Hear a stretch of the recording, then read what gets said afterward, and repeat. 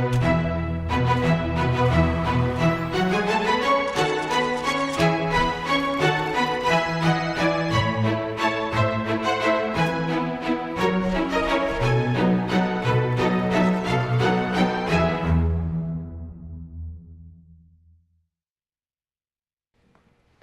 hi everyone. Welcome to the Maria Cozette Show. Don't mind me, I'm just attending to my plants on set. I'm very excited for today's show. I have an incredible woman from the Glendale community here, Dr. Ruth Sowby. She is a professor, a photojournalist for the Glendale News Press, and has an incredibly colorful background in media and television. So stay with us for that. And of course, for any further information about the show, visit mariacozette.com/television. Like us on Facebook, follow us on Instagram, all of that good stuff. Stay with us. I'm so excited about my guest today. She's an incredible woman in our community, a professor, but aside from that, a photojournalist for the Glendale News Press. I have Dr. Ruth Sowby. How are you? I'm fine, thank you. I'm so happy to have you here. You are really an incredible woman, and I'm sure I'm going to learn a lot from everything you have to say about your exciting journey. Oh, you're so sweet. Yeah. So let's start with talking about your background in television. Well, I happened to win a spot as a teenage TV reporter for Channel 7 in the late 60s. Awesome. Now you know my age, sort of. And I was just so lucky. And at that point, ABC only had 4 news vans. Right. Well, really 3. And so we'd go to places like Watts, the riots at that point, and they couldn't send an adult reporter. I just happened to be nearby with the van. And so I get to film these marvelous stories that were really inappropriate for a teenager, but I didn't care. Of course not. Yeah. That's intense. Okay. And then also Emmy nominated. Let's talk about that. How was that journey? Well, I was nominated for a local Emmy, Right. but I'm really proud of a half-hour short film that I produced for the American Film Institute when I was going there, and that received the National Student Emmy. I was just thrilled to get that. I'm sure. And what was the whole process in creating that piece? Well, that was considered my Master of Fine Arts degree work. Yes. And we are definitely going to talk about your education later, in that you actually went on, with all the success in television and all of the amazing things you were doing as a reporter, you went on to pursue a doctorate. What fueled your drive to do that? It was a very simple answer, and that is, at that time, women didn't have a long career in front of the cameras. I see. So I had to be prepared when I knew eventually I would have to drift into something else. Right, and that's amazing. It's a little different today. I mean, back then, you couldn't even be seen pregnant on TV. Oh my goodness! Are you kidding? No. So when I was pregnant, I couldn't be on television. I did not know that. Yes. Wow. Okay, that's very interesting. I mean, it's very admirable, nevertheless, that you pursued your doctorate, because even now, even though things are different, and my mom has very much ingrained this in me that education is something nobody could take away from you, and as great as your career is going in whatever field, it's always good to pursue a higher education, specifically a doctorate. And right now I'm in a program very similar to yours. So yeah, no, I think it's incredible that you did that. So let's talk about your dissertation research. And when people think about dissertation research, they think it's rather dry, logical, hundreds of pages of writing, so on and so forth. But you managed to receive awards for a 20-minute documentary that you produced based on the research and topic of your dissertation. So let's talk about that. I called it From Homeboy to Schoolboy. Okay. Where gang leaders were chosen, picked out, found to go through a 4-year academic program at Cal State LA. Okay. And the thought was to turn their street smarts, and they were smart, into school smarts. They were just given so much help in terms of money and tutorials and psychological therapy. Just they were brought along so carefully. Right. And my dissertation question was, what is the point of greatest vulnerability where a gang guy will turn to education and want to get out of a life of the gangs? And then what is the same point of vulnerability that makes a young girl leave gang leadership? Wow, that's to very education.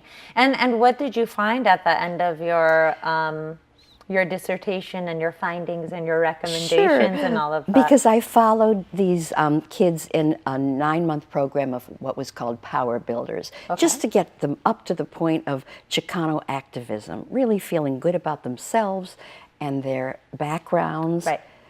And well, what I found eventually then was that with a young man, it was if a good buddy was shot and killed right near him or incarcerated for life. And it could have been him so easily. Right. Just a quirk of fate that it wasn't him. And then with the girl, it would often be when she got pregnant. And she didn't want a life of gangs for her baby. Right, right. And at that point, they really were willing, even though the gang life was very profitable, they were dealing in drugs and weapons. Right. And I had some of those kids on the show showing me their weapons. Wow, interesting. Interesting. Yeah. I'm sure your dissertation chair, everyone was excited to see something entertaining, right? For a change. And it was my dissertation chair that suggested, why don't you do a video along with your dissertation? It was her idea. Yeah, that's so as awesome. I said, when I defended it, everybody had popcorn, and I showed them my video. I love that. I love that. And so being in, education now, being a professor and an incredible writer and photojournalist and all of these things together and having the experience in media, have you found parallels between the two industries in education and media? Sure, you have to be a good communicator. Yes, and all since communication. I teach English 101 at Glendale Community College, that's freshman composition. Right. And with a great majority of my students, English is their second language. I see. And so I have to communicate with them so that they can best communicate in conversation, on the page. Right. And it goes very much together. Right. And I'm just curious, for that level of students, what do they gravitate towards? Do they like writing certain things as opposed to others? Are they into creative writing? They want to be creative. What do they enjoy? They do want to be yes, creative. Okay. and they'd like to write creatively. And I teach argumentative writing, right. which having a thesis and defending your thesis with supporting detail, and they think that can be kind of dull. But I'll say no, you can get very creative within the framework of an argumentative essay. Right, right. I love it. Well, we have a lot more to chat about. I am here with Dr. Ruth Sowby. Please stay with us.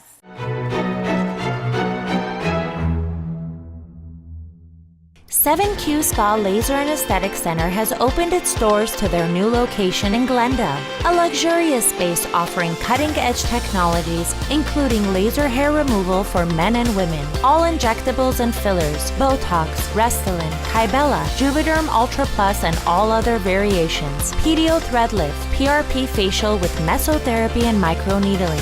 Visit their new location, 7Q Spa Laser and Aesthetic Center.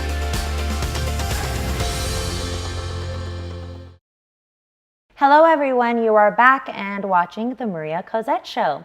So, Dr. Sowby, let's talk about the amazing short films that you have directed and produced. And by the way, I admire that you're multifaceted in that sense, because sometimes people in the creative world stick to just one thing, and I love that you didn't. So it has been featured in festivals, won awards. Let's talk about the short film.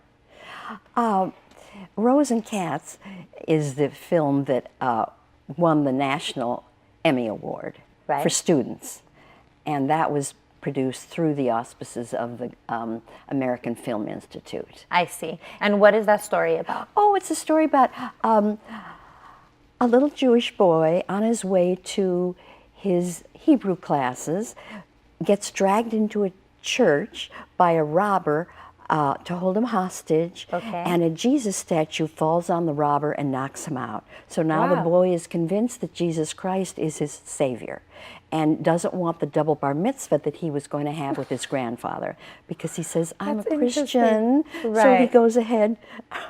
Well, the grandfather goes ahead with his own bar mitzvah. Right. He doesn't even want the little boy there, his 13-year-old grandson. Oh, wow. But so when the boy is baptized in a Catholic church, Okay. the grandfather comes. So it's not a religious story, it's a love story Right. That's so interesting. between a grandfather and his grandson. Yeah. Very unique story. I wrote it with my sister. I have to Really? give her the greatest credit on Credit? the writing. Well, you're Yes. very lucky to be working with your sibling, because Yes. my sister is an incredible artist as far as drawing, but everything else she's just not about it. Singing and Yes. television, not about it. Amazing at very many other things, but Yes. yeah, you're lucky to be working Yes, with her. I loved it. Yeah. Yes. So what about, let's go back to your professorship a little bit, sure. because I'm very interested to hear about some assignments that you give. I know that you have a specific one called the letter to the editor. Yes. So let's talk about that. I love to drag the kids away from the ivory tower. I want kids to have practical experience. Right. Very important. And so I do have this letter to the editor project. Primarily, we aim for the Glendale News Press, but we could Okay. try the LA Times, we could try El Vaquero, the school newspaper, Right. and it's where they take an issue that's important to them, Okay. and they write about it. In their first paragraph, they name the issue briefly, and then they talk about their opinion, and I want them to get very, very opinionated Oh, they and probably very love strong. that. Well, they'll Yeah. talk about like parking at GCC or the food in the cafeteria. I mean, some Oh of the my subjects goodness. are heavy, some are a Parking little is light. always a problem for every student everywhere. That's so funny. They love to talk about that. Yeah, so they're passionate. They're all about Oh, it. they're very Okay. passionate. Yeah. Yes. Very nice. And so the yes, kids, tell me. the first student who will be published, and every time there's at least one student published, I give him or her $10, so I can say, see, not only are you a published writer, but you're a professional writer. I give them 10 extra credit points with That this is 100, awesome. They get 100-point published in everything. project, and they get extra credit, and they get money, and they get published. And That's they're incredible. so excited to have their words out there in the community, maybe course. making a difference some What an way. amazing teacher you are. Well, they really get excited. I love, because I'm excited, so I love to see them excited. Yes, of course. I know. Being a teacher is so gratifying. Yes. Honestly, it really, Yeah. really is. And they must love you. So we have a good time. Yeah. And so speaking of the Glendale News Press, tell me a little bit about what your, what does it entail being a photojournalist for some of my audience that may not know? What does that job entail? What are some things that you do and go about your day? Yeah, my column is on the town, so I'm essentially covering society. Yes, on Yes. the town, society charity fundraisers. So the Right. big parties that Got it. raise a lot of money and help the community. Yeah, and you've been there for quite some time. Everybody in the community Yes. knows you. Well, I have a real good time, and my friends, I get to interview my friends and take pictures of my friends, and it's been wonderful. Yeah, and then so let's just say you go to the event, you cover the event, and I love that you cover philanthropic work and charitable organizations. That's fantastic, and we do that here. We spotlight nonprofits. I'm all about that. Isn't that great? It really, really is. Especially the people you meet in that world. They're so passionate about what they're doing. Oh, yes. Yeah. Yes. So I'm sure you have a lot to write about after you attend the event. Let's talk about your writing process. Where do you get inspiration from? What is the process of you writing your ideas, bringing them to life? I like to write my column as soon as I've covered the event. Or Right. So it's still very exciting. Right, and it's fresh With and me. everything in your head. Yes, and of course the organization is chronological. I talk about what happened at the beginning, Correct. what went on, who our MCs are, what entertainment took place, Right. fashion show, luncheon, silent auction, live auction. There's a certain formula, you know, to big charity events that are now produced for many, many thousands of dollars, hoping to get in hundreds of thousands of dollars. So they've become the big ones, very professional affairs. But one of my favorites is Bras for a Cause. Tell me about it. I haven't heard of that. Tell me. Well, there's a theme. Okay. This year it's Starry Night, and one of my good friends is designing a bra.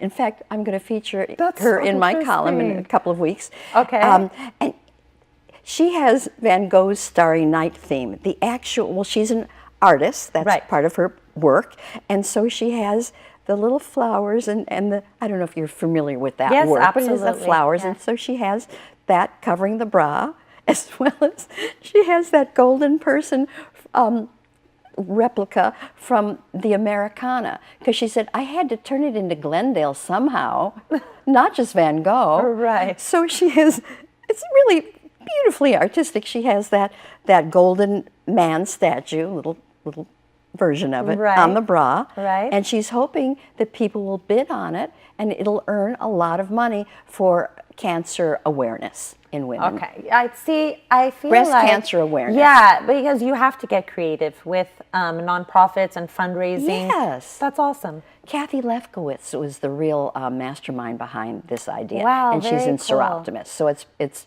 put on by Glendale Seroptimus. Oh, fantastic! And I know my sister knows you. You're involved very much in the community and very much admired for all the work that you do. I just like to see money going to charities and people who really are worthy and need the money. Right. Absolutely. And so, I ask this question to all my guests, and for somebody like you that's been so successful in so many different fields, I'd love to hear what you have to say. Why is it important to have a creative outlet? Well, I think there can be creativity in everything we do. Certainly raising children, being a spouse, going to Ralph's. That's true. But I like to do a lot of different things. I mean, that's part of being creative, I think. Right. So that's why I've gotten into, when I drifted away from news, but I'm back in it now as a photojournalist, right. Then I started producing my little vignettes, my short films, and then eventually a longer film.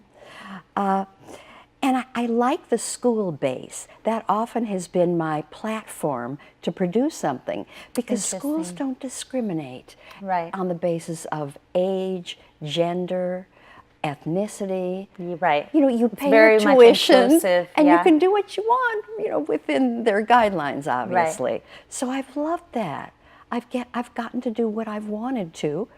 I put my money in many cases, or other people's money, into my projects, but a lot of the basis has been schooling through a school. Yeah, and I love that you've integrated the two worlds so well. Yes. Yeah, well, weaving them into one another, your dissertation research, your, production experience, all of that kind of married into one thing. It's beautiful. I'm a schoolgirl. I mean, I'm a professional student, so I just love the combination of education and media. And also, I think part of my creative process is trying to have something that scares me every day. Something to do that scares me. Right. And so, that way you grow. Well, that's why I've done some stand-up comedy very recently. You have? And I debuted at the Ice House. Oh, my goodness. This is through Richie Lees, who is the owner of Comic Cure, and so many of the shows he MCs, or is the comic with him, the proceeds go to a charity. That's fantastic. So when I did the Ice House just a couple of weeks ago, that money went to Glendale Arts. That's and the awesome. Alex Theater is the main recipient of Glendale And Arts I've always proceeds. said stand-up comedians are brilliant, because the things that you come up with, most of which are very relative to current events or whatever the case may be, social issues, they're just brilliant. I mean, the way you weave things into one another as a comedian, and then of course having the nerve to go up there by yourself, it's scary. I lost about 10 pounds during that week, again, classes, a series of classes, learning how to do this, and then actually going on was really wonderful. People were clapping. I mean, I was surprised. surprised. Granted, the audience was made up of a lot of our friends, but still, they I love that you did that. I mean, in the middle of the set, Right. not just at the end. That's it really awesome. was amazing. You were the star. Well, I love my it. other classmates too were stars. That's fantastic. We were called the comic clowns. I love it. Well, best of luck to you in all your creative Thank endeavors. you. Seriously, Thank I'm you. so happy that you came on here. Thank you very much for having me. Pleasure to have you. Chat merci. Bye. Yes, merci. Shanara kalam. Stay with us on the Maria Cozette Show. The Art of Giving, where we spotlight a charitable organization. Every 8 minutes, the Red Cross responds to an emergency. The American Red Cross is a humanitarian organization that provides emergency assistance, disaster relief, and disaster preparedness education. ARC was established in 1881 by Clara Barton. Ultimately, J.D. Rockefeller and 4 other donors gave enough money to create a national headquarters near the White House. The organization's national network of 264 chapters and 36 blood service regions flourishes through its 30,000 employees, the volunteerism of 166,000 individuals who believe in the powerful work ARC does, and consistent training of almost 4 million people in necessary medical skills. You know, we often forget how important such organizations are, not only in what they contribute, but also because without them, our world would be less manageable and secure. The American Red Cross is vital to the well-being of our citizens, and since its inception has provided timely medical assistance in times of disaster. For more information about how you can get involved or donate, visit redcross.org. Know the Greats, where we spotlight a legend. Ansel Adams was an American landscape photographer and environmentalist, recognized by his moody black and white images.